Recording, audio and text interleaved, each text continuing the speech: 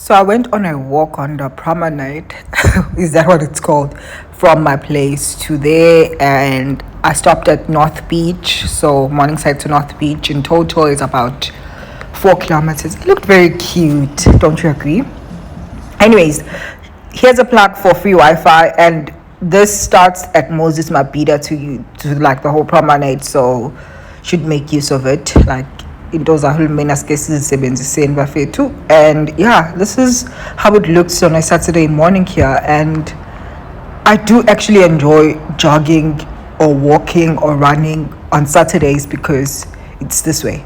This is North Beach. If you've never been to North Beach, this is North Beach, and yeah, this is how it looks. And what else is here? Donuts. They have really nice donuts in that donut cart that's there. And yeah, nothing else to say about this place. And there's a lot of police visibility here, which is why I always feel comfortable here. Oh, night Joe Cools. Joe Cools Tiwa Go Dave Ushane. So if you like those sort of things, go there. Also decided to take a walk on the sand, which is really nice, and the breeze felt closer. There are people swimming and other stuff there.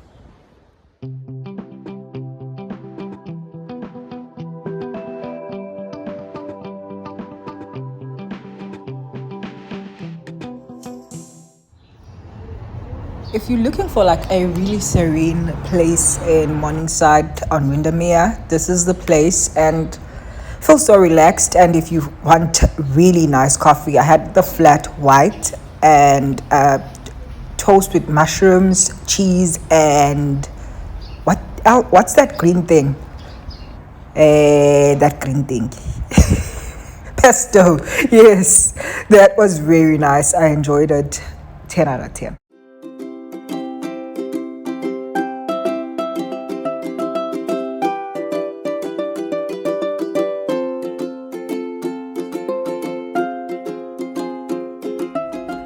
Welcome back to my channel. Welcome to today's video. So today's Saturday. I just went out for a very long walk and 8 kilometers. Went for breakfast at the Just Coffee Cafe here in Morningside. And what else did I do? Did washing, didn't show that, laundry. And yeah, so now I'm just resting. And I'll be going to rugby later today, but I don't think that will be in today's video because I want to upload this video for tomorrow morning, so that means like it has to be done today. With that said, let us get into today's video. I'm also not wearing my glasses. Don't know if that was a good idea, but yeah, it seemed like one when I did it. Okay, so today we're speaking all things bail applications and my thoughts on the upcoming bail of famous Bonnie. I told you guys we're going to call Dr. Anne Bonnie from now on, and we're going to speak about bail and why trials delay. And yeah, let's get into it. Why do matters get postponed? There are many reasons why matters are remanded for court. One, they are remanded for further investigations.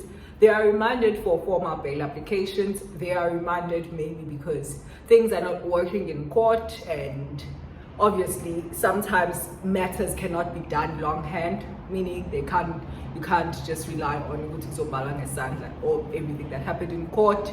So machines are not working, or there's load shedding that day, whatever the thing is.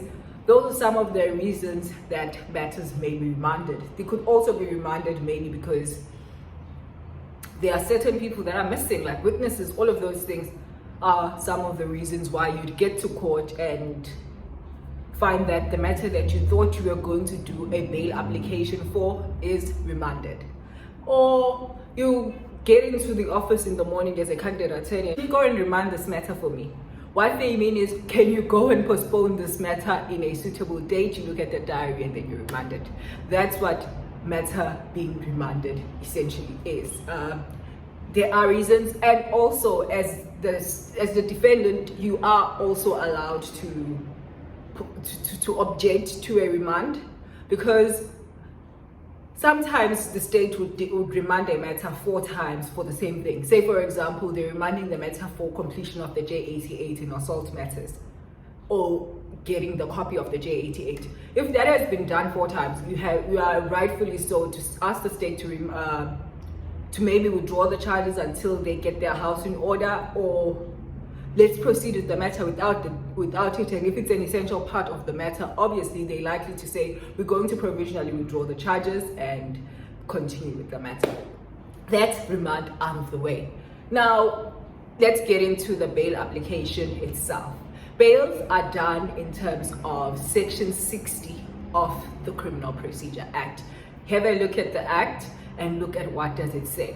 And schedules of crime are also enlisted in the Criminal Procedure Act. It's Schedule 1 to 8. Have a look at that and know and understand which bail application are you going to be doing for your client, because different schedules have different bail applications. For example, if your client is charged with a matter in Schedule 1, you don't have to do a formal bail application. You just come into court, they fix a bail. Sometimes they ask you if the person has an alternative address. For example, if the matter is dealing with somebody who's a neighbor, somebody who's from home, the only thing that you need to provide is alternative address. Sometimes the court would ask you, give me the mitigating factors of this person or the personal circumstances of the accused. You tell them, maybe, let's say, for example, she's a doctor, she's married, she has 2 kids, and takes care of them, lives with them.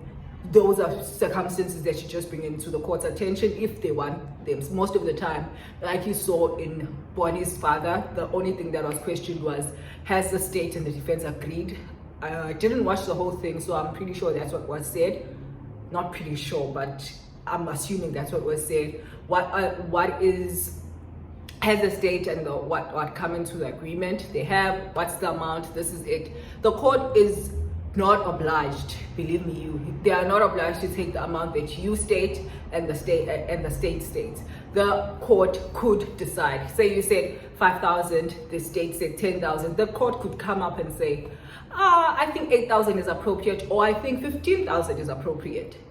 And that's the amount of bail that you fix. Once bail is fixed, the applicant pays the bail and they leave.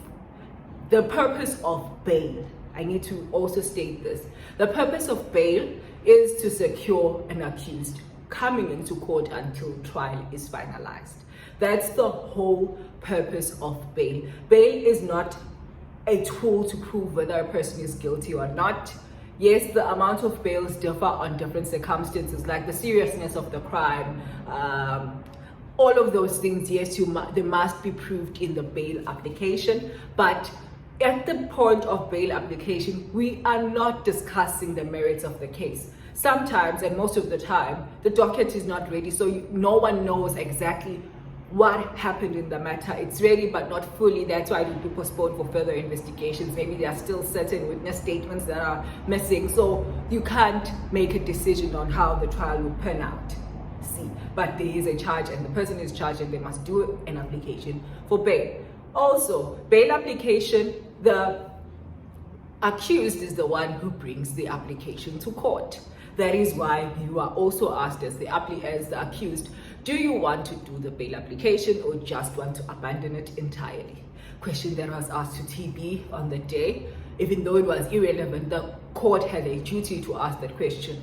Will the accused be making an application? Even though we know that he's a convicted person, but this is a new charge and his rights still remain. He still has a right to make an application for bail. It's that simple. But obviously, don't get the response that was like, yes, their bail is abandoned, but reserve your right to later on. So you're sure that the other conviction, which is a life sentence, will be finalized by the time the matter is finalized. Before the matter is finalized, I don't know, but each practitioner for their own, and instructions of the clients must be executed.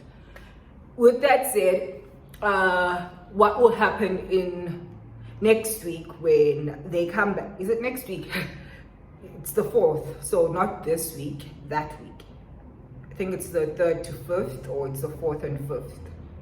What will happen? So this is what will happen. They will do a bail application, and most of the time bail applications are done by form of an affidavit by the applicant, as I've stated, is the accused. So the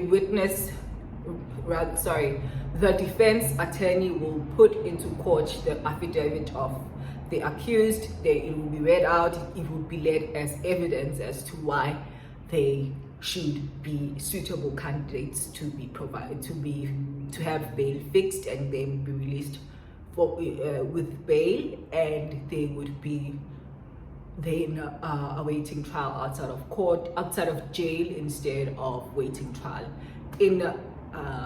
incarcerated. Then the court obviously decides are they suitable candidates or not.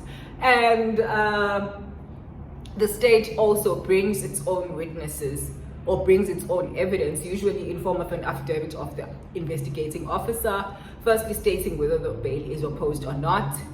And obviously if the IO says they're not opposed, the prosecutor still has discretion to decide whether they are opposed to bail or not. So that's also another reason why, that's also another factor that makes bail longer or makes the need to have a formal bail application. If the bail is not opposed, most of the time you don't need to do a formal bail application. You just bring into court circumstances of the accused but obviously depending on the schedule that they were charged with. If they are charged with Schedule 6, circumstances differ. You now have to bring exceptional circumstances to the court. Schedule 6, an example of a Schedule 6 offense would be rape multiple times to multiple people. Those are some of the cases, charges that you find under Schedule 6. Murder, for not just murder, you killed one person once, but murder, killed 2 or 3 people, and maybe you have previous convictions. Those are some of the schedules of the crimes under Schedule 6. And then Schedule 5 could be a murder as well, but maybe you murdered or shot the gun this many times, or you have previous convictions and you have thingy. Those are some of the crimes that you see. Also, murder could also be a Schedule 1 offense. So look at the schedules if you are preparing to do your bail application. And also, before we get into a bail next week of Bonnie and the co-accused, be mindful of that, because I think it would be very interesting to see, especially for people who've not seen how do bail proceedings work. So in Schedule 5 offenses, you have to prove to the court that there is in the interest of justice to release this person on bail.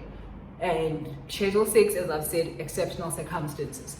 Now, some of the things that you must bring into the court's attention that you should also be mindful of when you are watching the case of Bonnie and TP, particularly the bail application of Bonnie, is that you must look at Uguti, what the things that will be brought to the court's attention. Does the person have previous convictions? Is the person a flight risk, which I think they were caught outside. So those are some of the other reasons why they would be actually be denied bail. Good, see, this person is a flight risk, like we've caught them outside of the country. They were still trying to defeat the ends of justice. Even at this point, the reason why they are here is it's not because they volunteered and said they are handing themselves over to court, to the nearest police stations, to this and that. So that's what usually would be things that you look at. And if bail is given, some of the things that could happen is that she would have to report to their local police station within the jurisdiction that they live in. They'd have to hand over all their travel documents, of which one of the reasons why I don't think she would get the bail is I think she's a flight risk. It's clear, like she was caught outside of the country and she had left the country illegally and entered a different country illegally. It would be very I think it would not be cute and it would face a lot of backlash should she be given bail, even if it's fixed at a very high amount. But again, bail is not like one of the arguments that you have to raise as a defense. That arguments that we raise, especially in bail applications, is that bail is solely brought for the reason to secure the accused's appearance in court. And if the person can promise and put into court's attention that, and put it on oath, and you give evidence and provide and give arguments of which this person will be able to come to court. This person will come to court. And one of the things that I think could be raised is maybe she was coerced into doing this whole thing, and the person who has now coerced her is now in jail. So it's unlikely that they would be contacting each other. But then you go back to contact. So as a state, that would also be some of the counter arguments that they'll be brought. But yes, that's the only reason. And this brings me to my final point: the difference between a bail and a trial. Bail process, as I've indicated, it's just an application where the applicant brings to the court they are suitable to get bail and give their circumstances as to why, and the court has the discretion of deciding whether to fix bail or not, and the amount is also at the decision of the court as well. The trial, we are now looking at evidence as to what really happened. We are now looking at evidence. At bail, we hardly look at evidence unless it is of particular reason why maybe the defense is, the state is denying or is objecting to the person getting bail. So sometimes that will be brought, but at bail, we are not trying the person. What we are doing at bail applications is we are looking at that. But at trial, we are now looking at evidence. We have witnesses, we have people that are there to testify. Even the applicant of bail themselves could be brought there to testify. Now, trials take time. There are certain trials. I remember when I got into practice, I also didn't know this. Well, I knew this. Let me give my story first. When it was 2016 August when I reported a crime of rape which had taken place in 2016 February by my uncle. I did the application, Uncle Babamngane, because uncle and Babamngane are two different things in Zulu culture. By uncle, I'm specifically speaking of Owagwa Baba, not Uncle Wama. So yes, I laid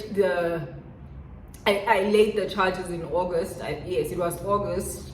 Yeah, it was August because it was a holiday and Nosi was at my place the next day or that day. That day. I laid the charges, but he was only arrested beginning of November. So do you see the timelines? Reason why he was arrested then, they were still taking statements, they were still gathering more evidence, not just my statement before he was arrested, but they took statements of people around me, and also took statement of my psychologist. That there were so many people who they took statements of before they arrested, and they continued taking statements of more people thereafter, because I know my sister, who was currently in Europe at that time, Tobega, they took her statement after the arrest, and she had to do a statement on oath overseas and email it. My boyfriend at that time gave his statement after the arrest, I think, or before the arrest, I can't remember. Anyways, and mom gave a statement after the arrest as well. So a lot of things get into it, and before the arrest, I also had to go now and do a J88 and give a new statement to the doctor as well. Not a new statement, it's the same statement that you give. That is why I always say, most of the time when an arrest has taken place, you would have told your story so many times, because it's usually the same, not usually, it has to be the same story. You have to remember it because you have shared it so many times, and it has to be the same, because if it's not the same, then that trial is a waste of everybody's time. Anyways, so that timeline, but the arrest took place in November, beginning of November or end of October there. The trial, the first time that the trial set was only in August the following year. The first day that the trial took place was in August the following year. The person was released on bail, obviously, after having done the bail application. I think he was in jail for like 3-4 days. I'm not sure. I don't care, but all I know is that he went to jail, he felt jail, and he was afraid, and that's all that matters.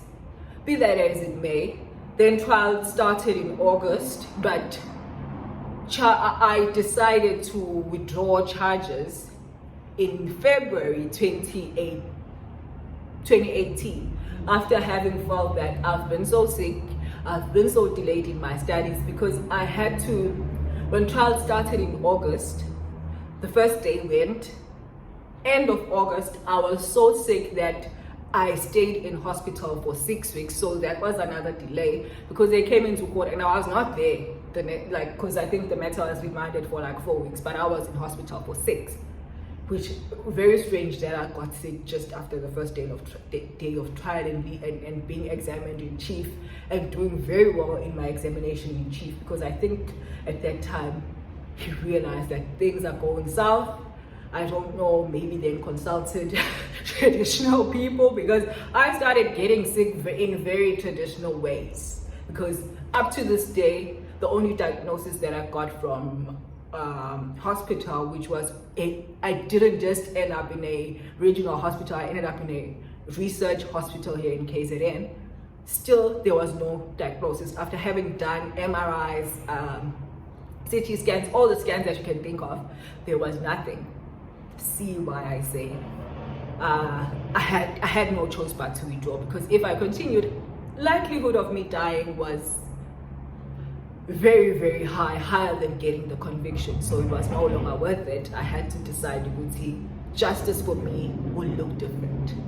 Anyways, with that said, that's how the timelines are. Now look at a crime that's so serious that's going to be held in High Court. Mine was in regional court. Yes, it was rape, and it was a Schedule 6 rape because it happened.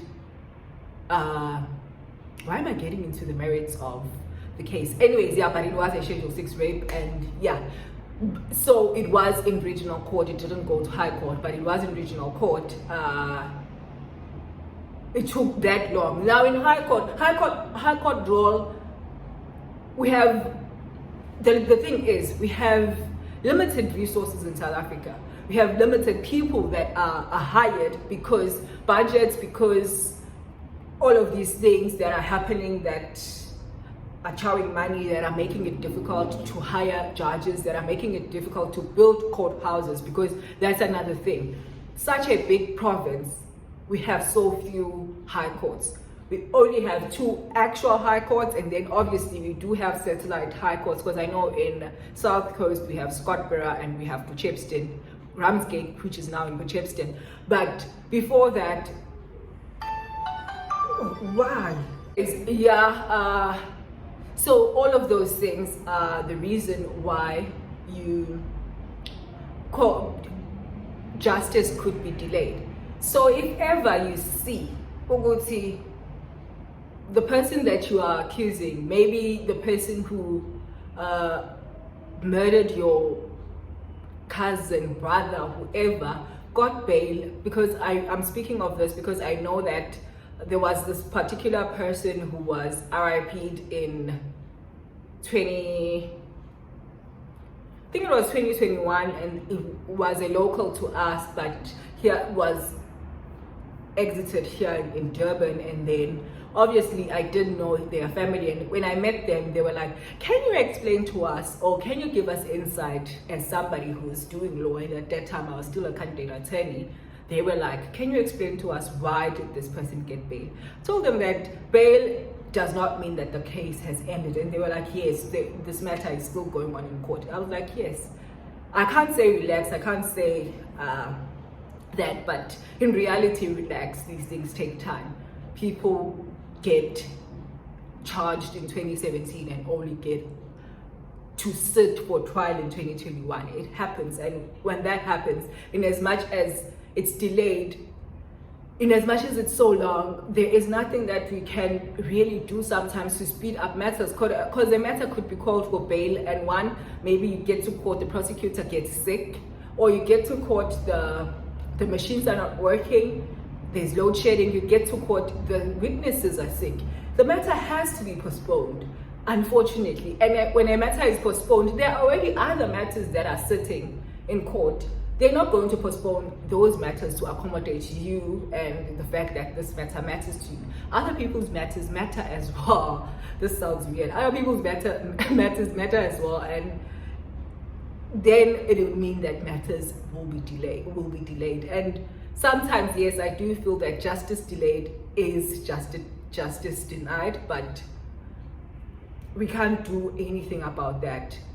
We can, I don't know if we can, but matters get delayed simply because of lack of resources, lack of space. Like right now, I was looking at the trial rules for civil matters in the court. Right now, dates are in November 2023. November. Right now it's what? Right now it's April. Matters are in November 2023. There are certain matters that are already set in November. So if you are arrested now, the likelihood of you sitting for trial this year or even next year early is very slim. You're likely to, not convicted, charged, you are likely to only sit for trial maybe end of next year for the first day of trial, or maybe the trial will be the whole day. Sometimes trials take time, and most of the time they take time. So with that said, I just want to encourage, especially people that are victims to crimes, is that do not be discouraged when matters are postponed. Most of the time, they will proceed, and most of the time, justice will be served. But also, you need to define justice for yourself. What is justice for you? The person just going into court and getting into jail and seeing how their life will change and maybe changing action thereafter, or is justice for you seeing this person being sentenced? And because sometimes the sentence will not be satisfactory to you, so you must decide what is justice for you. And if you don't decide, most of the time it's going to be hurtful, it's going to feel like it's not fair, and most of the time, yes, it is not fair, and life unfortunately is really not fair. And what else do I want to say? Yes, so define justice for yourself and proceed with life as you fit, because justice, in as much as, yes, we are custodians of justice as legal practitioners and all of that, but again, you as a victim to crime need to decide, what is justice for you? Is justice for you getting this person arrested and never seeing a day of crime, or is this person going to jail and going just after bail and seeing routine? Actually, things could change. Decide for yourself. With that said, this video is so long and I think it's all over the place. I hope you guys enjoyed this video, and I hope it gave you insight as to why people get bail even though they might, in your eyes, be guilty of crime. Hope you like this video. Don't forget to like, comment and subscribe. And if it's your first time going to do bail as a candidate attorney, look at section 60, section 60, look at cases at section 60 and live off section 60. You'll be fine. Thank you guys. I'll see you on my next video.